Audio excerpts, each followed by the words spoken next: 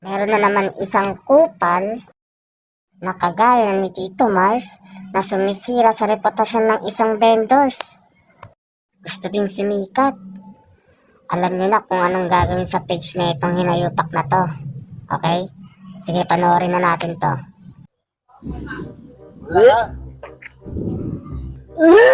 Hindi ko kaya. Sorry mga, hindi ko talaga kaya kumain ng chicken. Sorry talaga.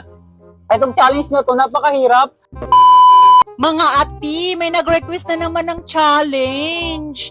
Ang sabi niya dito, Tito Mars, try mo kayang kumain ng chicken. Yung double did. Yung nabibili sa gilid ng kalsada. Sobrang sarap nun at ang mura lang. 15 pesos.